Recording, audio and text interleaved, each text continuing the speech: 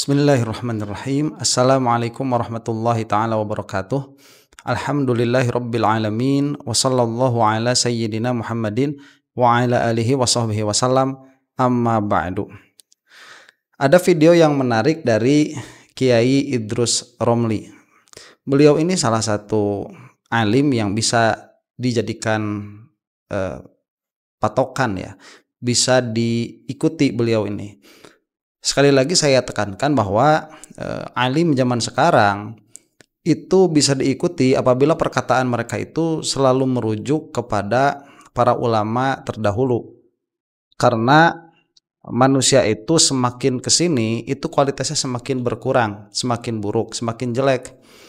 Dan pemahaman tentang agama juga dia semakin melemah. Nah, yang mana pada akhirnya merujuk kepada sumber-sumber otoritatif itu menjadi syarat ya untuk didengarkan umat, supaya juga tidak mengeluarkan perkataan yang sesuai dengan hawa nafsu. Nah, perkataan yang keluar dari hawa nafsu kemudian tanpa metodologi ini dilakukan oleh kelompoknya si Imad laknatullah alaih, yang mana menjadi fitnah luar biasa besar, menimbulkan kegaduhan luar biasa besar, menyedot energi luar biasa besar dan lain sebagainya dari madorot yang sudah kita alami ya saat ini begitu. Ya, banyak sekali lah madorotnya. Nah, Kiai Idrus Romli di sini mau mengingatkan kepada kita. Ini videonya memang sudah agak lama ya. Channel saya ini tidak dibuat khusus untuk mereaksi perkara-perkara baru, tidak, tetapi untuk memberikan pola pikir yang tepat, pola pikir yang benar. Jadi meskipun videonya lama, itu masih relevan pada channel saya ini. Kita lihatlah apa yang dikatakan oleh Yai Idrus Romli di sini ya. Kita simak. Pernah terjadi debat antara Yai Idrus Romli dengan Yai Said Akil Siroj ya. Itu kan pernah terjadi tuh, sampai nyerempet-nyerempet ke Syiah dan lain sebagainya. Yang mana sudah saya sebutkan kemarin, memang pemahamannya Yai Said Akil Siroj itu sudah terpapar Syiah, karena itu sepertinya beliau itu ditasdik ya apa yang dikatakan mengenai teori emanasi, kemudian ada Asmaul Husna yang sampai derajat wujud pun tidak, sampai derajat tidak pun tidak begitu. Jadi dikatakan makhluk tidak bisa, dikatakan kholik tidak bisa. Itu kan menyerempet ke Syiah. Nah, yang mana narasi-narasi anti Arab itu banyak sekali saat itu. Cuman sepertinya saya lihat itu kan narasi anti Arab itu berputarnya hanya di kalangan-kalangan perkotaan, tidak sampai masuk ke kalangan pedesaan atau perkampungan. Jadi orang-orang kampung itu ya tetap aja kepada Arab, kepada habaib itu masih ada haibah lah ya, masih ada haibah, masih ada mahabbah. Nah, sampai kata Yai Said ini, kata Kiai Idrus Romli ini 2 tahun yang lalu ya, berarti kalau sekarang ya mungkin 3 tahunan yang lalu itu ada narasi baru, yaitu tentang habaib. Nah, ini lebih kena ke orang-orang kampung, karena di kota itu sudah lama sekali orang-orang yang katakanlah memang hidup di kalangan urbannya ya, bukan yang basis santrinya, itu tidak mempedulikan habaib itu, seperti orang-orang Muhammadiyah atau misalkan orang-orang yang memang Islamnya itu Islam yang taklid saja, yang cuman ikut-ikutan Islam aja, itu kan tidak mempedulikan. Nah, yang mana pada akhirnya efeknya itu sangat terasa besar sekali begitu. Nah, ini yang disampaikan oleh Yai Idrus Romli. Dan tatkala beliau itu mengatakan bahwa nasab Wali Songo itu sudah dipindah-pindah karena catatan sebelum ada isu si Imad laknatullah alaih itu menyebar luas, Wali Songo itu Ba'alwi begitu. Nah, sampai kan ada permasalahan yang diucapkan oleh Habib Bahar itu, bahwa ada Wali Songo dari Azumat Khan, itu ada permasalahan di situ. Kemudian oleh Wali Songo, oleh siapa ya? Oleh kelompoknya Imad tuh si Mogi Nur Fadil kalau tidak salah itu ya, yang memindah-mindahkan nasabnya Wali Songo. Dan ini adalah fakta begitu ya, pemindah-mindahan nasab itu fakta terjadi dari mereka. Jadi kalau misalkan orang sekarang itu masih tertipu dengan keadaan fakta-fakta yang disebutkan oleh Yai Idrus Romli di sini, dan memang fakta-fakta itu bisa dicek dan ada memang jejak digitalnya, saya kira kasihan sekali orang-orang yang terbawa fitnahnya si Imad itu, baik yang awamnya ataupun dari kalangan yang memang santrinya begitu, atau kita katakan dari kiainya. Kita doakanlah mudah-mudahan mereka itu terbukakan, tercerahkan pola pikir yang sehatnya itu. Ya mudah-mudahan ini salah satu video yang bisa menjadi pembuka begitu ya. Kayak ya, memang demikian. Jadi standarisasi yang ada di kita sekarang seperti akte kelahiran, kemudian sekarang juga kematiannya juga kan ada aktenya juga ya, akte kematian itu tidak bisa dijadikan standar begitu karena kemasyhuran tadi cukup. Nah yang mana itu nanti kemasyhuran ini juga kan diganggu gugat lagi sama si Imad. Aneh memang kelompoknya Imad itu. Nanti ada poin yang menarik ya, ini syuhroh wal istifadoh ini penting. Lah lucu ya kalau misalkan memang catatannya ada, kan diakui berarti oleh pihak mereka tuh ada memang anaknya di dalam catatan, tapi namanya bukan Ubaidillah, namanya itu Abdullah. Nah, kalau Yai Idrus Romli itu kan mengatakan orang Arab biasa memiliki nama lebih dari satu. Betul kan, ada namanya, ada kunyahnya, ada lakomnya. Nah, yang unik dari bahasa Arab itu diantaranya kan ada tasghir ya. Jadi Abdullah jadi Ubaidillah itu biasa, dan ya nenek-nenek. Tapi nenek-nenek yang nenek zaman saya ya. Nenek saya atau uyut saya itu, uyut saya. Dari kalangan uyut itu akte kelahiran nggak ada, tanggal lahir nggak tahu, kemudian nama juga kan yang jadinya nama populer tuh, kadang-kadang dikasih nama sama bapaknya apa, kemudian disebutnya apa, ada Ma Ici, Ma Eni dan lain sebagainya. Oke. Ini bagus sekali kisah ini. Yang memiliki akses terhadap Sirah Nabawiyah baca tentang bagaimana Muthalib ini menemukan Syaibah, menemukan kakeknya Rasulullah SAW. Itu kalau dipakai sama standar si Imad sekarang, itu sudah akan sangat sulit sekali diterima sebagai kakeknya Rasulullah SAW itu. Kalau pakai standarnya si Imad itu, ya gimana ya? Jadi Al-Muthalib ini berarti siapa ya? Daerahnya berarti paman dari kakeknya Rasulullah berarti ya. Paman dari kakeknya Rasulullah. Ini kehilangan. Jadi ada anak yang sudah lama tinggal di Madinah begitu, sudah lama tinggal di Madinah. Nah, dicari, sebetulnya nggak dicari juga. Ini gara-garanya itu apa? Berdagang. Pas berdagang ke sana menemukan Syaibah ini, yang mana menjadi Abdul Muthalib terkenalnya itu kan. Syaibah ini Syaibah ini beliau itu sangat disayang sama ibunya, berarti sama neneknya Rasulullah ya, sangat disayang sama ibunya ini. Cuman kebetulan lagi main.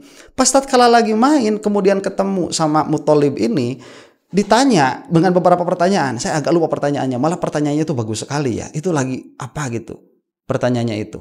Bagus sekali pertanyaannya. Dari jawaban sang anak tersebut, yaitu Syaibah itu, yaitu Abdul Muthalib itu, ini langsung yakin, bahwa ini bukan siapa-siapa, ini pasti Quraisy ini.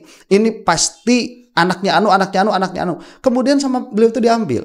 Ya, sama siapa? Sama Muthalib ini diambil, ditaikan ke unta. Yang mana ibunya sendiri tidak tahu itu bahwa anaknya itu diambil sama pamannya. Nggak tahu ibunya, sampai ibunya nyari-nyari, sampai nyari-nyari lama sekali, disangkanya hilang, disangkanya itu dimakan sama hewan buas, sampai ada yang memberikan kabar kepada ibunya, tadi saya melihat ada seseorang mengambil anak tersebut. Ya, yang mana Syaibah itu, yang mana Abdul Muthalib. Dan setelah sampai ke Mekah, karena dibonceng di belakang unta, maka disebutlah itu Abdul Muthalib. Nah, coba lihat ya ini nisbah kepada bapaknya catatan nggak ada. Ya, catatan tidak ada. Kemudian yang dipinta ya tes DNA tidak ada, dan lain sebagainya yang dipinta, syarat-syarat konyol dari siapa, dari si Imad itu tidak ada. Tapi kenapa kok saat itu orang Mekah tidak ada yang mempertanyakan? Tatkala ini dinisbahkan misalkan kepada ayahnya, kenapa tidak ada yang mempertanyakan? Karena ibunya nggak protes, kemudian orang-orang juga nggak ada yang nyari, diambil. Jangan salah ya, kalau misalkan 10-20 tahun yang akan datang, yang akan dipertanyakan siapa? Anak-anaknya Mbah Hasyim Asy'ari. Anak-anaknya Mbah Hasyim Asy'ari akan ditanyakan, anak-anaknya Mbah Ahmad Dahlan akan ditanyakan. Kalau tidak 20-30 tahun ke depan, 50, 70, 100 tahun ke depan, kalau dunia ini masih ada. Ini adalah presiden buruk begitu bagi bagi perkembangan solidaritas umat muslim, perkembangan sejarah umat muslim, ini adalah presiden yang sangat buruk. Makanya saya katakan Imad itu laknat itu. Dia itu nggak faham, entah kalau misalkan dia itu memang faham apa yang dia perbuat, kerusakan yang dia timbulkan, kalau dia faham itu udah syaiton dari golongan manusia itu. Kalau dia faham keburukan yang dia sampaikan, kalau dia tidak faham keburukan yang dia sampaikan, dia memang merasa itu benar, berarti bodohnya keterlaluan itu, Imad itu. Sebentar ya, ini saya mau ngasih testimoni dulu dari apa yang dikatakan oleh Yai Idrus Romli. Memang menyanyi itu agak bermasalah ya. Saya ini kalau lagi ngaji balaghah itu suka ada ahwal itu. Ahwal itu pengennya itu bernyanyi. Kalau udah ngaji balaghah agak dalam itu pengennya bernyanyi. Nah, kalau misalkan sudah sering bernyanyi itu memang ada ahwal berbeda ke dalam kolbu itu. Itu bisa dirasakan kalau penyanyi mungkin lebih tahu ya, yang profesional itu. Aneh lah. Jadi memang di dalam nyanyian itu ada keanehan, meskipun memang kita tidak mengharamkan ya. Dalam pengertian kita mengambil pendapat yang tidak haram. Musik tidak haram. Kalau menyanyi kan memang sedari dulu sudah ada syair-syair itu dinyanyikan, dilagukan begitu. Nah, kalau misalkan sekarang orang yang sehari-harinya ikhtilat dengan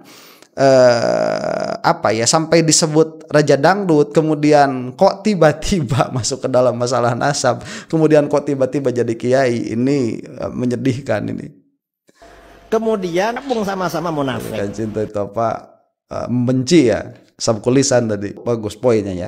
Jadi sekarang kalau misalkan kita lihat nih, muhibbin yang cinta kepada dzurriyyah Rasulullah SAW, yang mana di Indonesia itu banyaknya Ba'alwi, itu semakin terkikisan, semakin berkurang. Tapi mudah-mudahan meskipun semakin berkurang, kekuatannya besar, dan itu yang masih saya lihat, kekuatannya masih besar. Jadi kalau misalkan dari tadinya itu 100%, itu mungkin berkurang sekitar 8%. Cuman yang 8% ini gaungnya besar itu doang begitu. Jadi begini dulu ya, idealnya semua muslimin ini cinta kepada dzurriyyahnya Rasulullah SAW. Siapapun itulah, kan bukan Ba'alwi doang begitu, dzurriyyahnya Rasulullah itu idealnya. Cuman ada yang terlalu jauh dengan Islam sampai mereka itu percaya dzurriyyah Nabi Adam pun tidak. Dan itu sudah keluar tuh. Di antaranya yang saya rasakan sewaktu saya masih di Muhammadiyah itu warga-warga Muhammadiyah, warga-warga yang tidak bermadhab, yang memang tidak memiliki sanad keilmuan, warga-warga Persis itu masa bodoh amat begitu ya kepada cinta ahlul bait, cinta kepada keturunan Rasulullah. Enggak, mereka kadang-kadang percaya aja enggak adanya itu. Kalaupun ada, itu egaliter, sama aja manusia, ada seperti itu. Ini udah nggak bisa sudah tidak bisa diharapkan begitu ya. Bersatu di dalam mahabbah kepada ahlul bait, kepada Rasul, kepada anak cucunya Rasulullah SAW, siapapun anak cucunya itu, ini ditarikan nanti. Nah, ada yang masih menyimpan kecintaan itu, yang mana kecintaan itu kan yang banyak di kita itu yang sayangnya dibedakan, yaitu Wali Songo dengan Ba'alwi. Yang sayangnya ini dibedakan, padahal kan seharusnya tidak dibedakan. Nah, karena di dalam perkembangan dakwah ini ya terjadi yang namanya dinamika antara keturunan Ba'alwi murni yang non Wali Songo dan keturunan Ba'alwi yang Wali Songo, karena sebetulnya Ba'alwi juga kan, yang mana kalau orang awamnya itu sama saja. Bagi orang awamnya itu mau ngikut habaib via Wali Songo, iya, bukan habaib itu ya, dzurriyyah lah, mau ikut dzurriyyah Ba'alwi via Wali Songo nggak ada masalah, karena itu bagi orang awam masih intisab kepada Rasulullah SAW. Yang Ba'alwi pun yang non Wali Songo itu pun tidak ada masalah bagi orang awamnya, karena sama-sama menautkan cinta kepada, mengurangi sedikit saja kekuatan dari orang-orang yang masih mencintai para habaib, tetapi efeknya besar begitu. Ini yang menjadi permasalahan yang mana sangat saya sayangkan. Aduh, kalau kita nih ya, kalau misalkan masih solid tuh kekuatan Ansor, Banser, kemudian FPI, ya orang-orang yang ada di si Imad sekarang lah, meskipun orang-orangnya itu orang-orang bodoh, tetapi kalau misalkan di lapangan itu kan mereka yang paling semangat tuh orang-orang kayak gitu. Ini masih bersatu, tapi ya alhamdulillah juga sih dilepasin. Cuman kalau misalkan masih bersatu, ini kita masih bisa mengerahkan energi kita kepada isu-isu yang lebih produktif. Ya, coba sekarang negara itu udah mulai ngambil tabungan warganya yang dorman selama 3 bulan, itu kan lucu ya, orang nabung selama 3 bulan gak diambil-ambil. Tiba-tiba diblokir sama pemerintah begitu. Aduh repot itu kalau gak diurus gimana? Ya diurus gimana? Repot.